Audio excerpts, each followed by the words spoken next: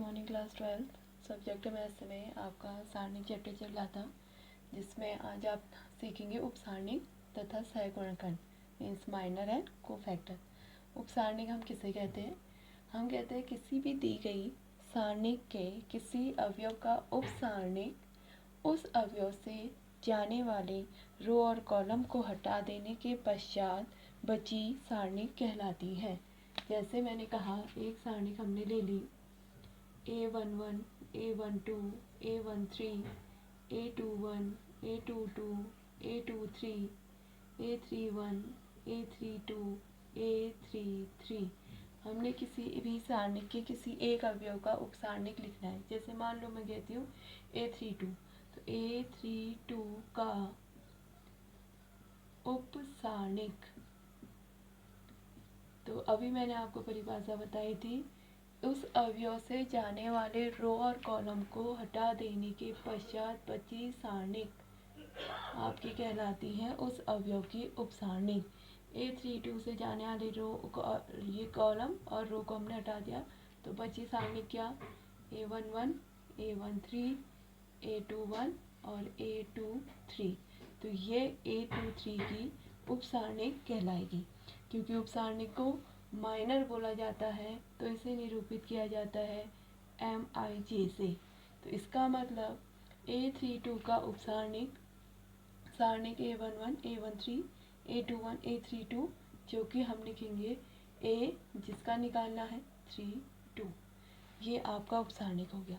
इसी में दूसरा आता है कोफैक्टर, क्योंकि सहगुणनखंड को कोफैक्टर कहते हैं।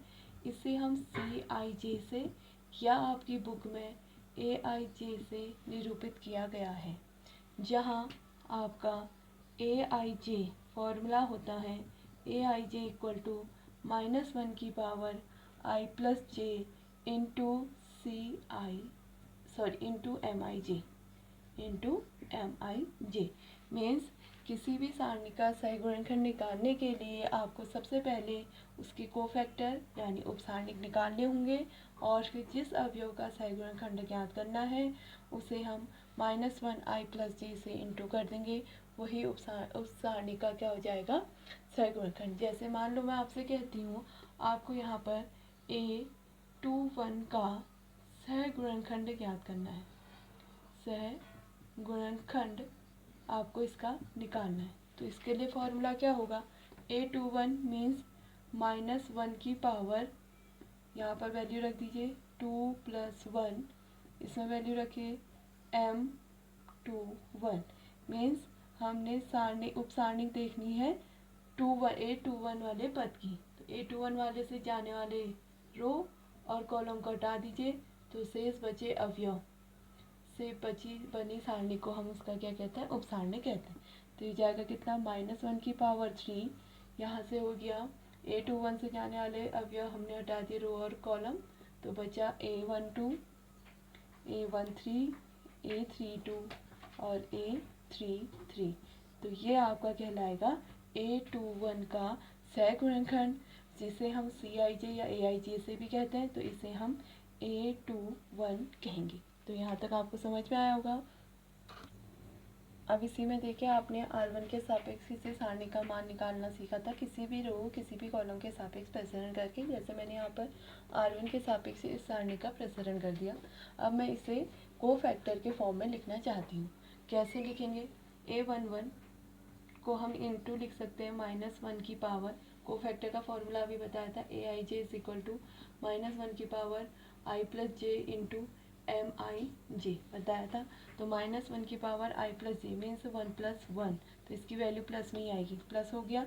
अब ये सारणी अगर हम देखते हैं, इस पद से जाने वाले रो और कॉलम को हटा दीजिए, तो ये शेष बची सारणी आपकी इस अवयव यानी A11 की उपसारणी कहलाती है। तो इसे हम क्या लिख सकते हैं? M11। सेकंड, यहाँ माइनस है तो प्लस साइन यूज़ करिए। A12 माइनस साइन को हम -1 की पावर क्या लिख सकते हैं? 1 + 2। अब ये सारणी जो प्राप्त हुई है आपके पास A21, A23, A31, A33, तो ये इस अवयव यानी A12 से जाने वाले रो और कॉलम को हटा देने के पश्चात बची सारणिक है, जो कि उस अवयव की क्या कहलाएगी, उप सारणिक कहलाएगी।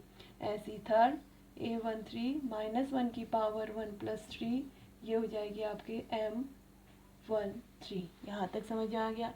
अब अगर हम इसकी फॉर्मूले से तुलना करते हैं तो अब आपका यहाँ पर फॉर्मूला क्या निकलेगा, A11 I + J, इनकी जगह 1 है तो क्या बनेगा, A11 plus A12 plus A13 A13।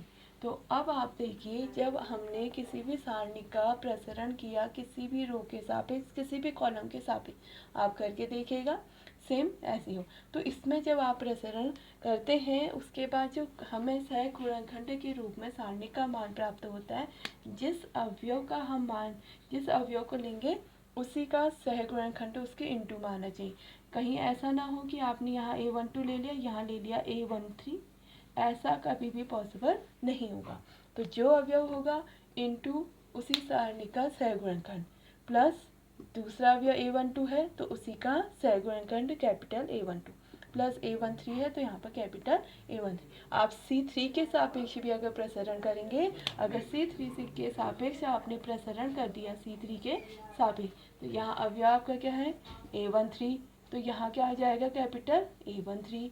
दूसरा अवयव क्या है C3 के सापेक्ष A23, तो यहाँ कैपिटल A23 हो जाएगा, प्लस A33 तो कैपिटल A33। तो ये मीन्स ये नंबर्स आपके सेम होने चाहिए।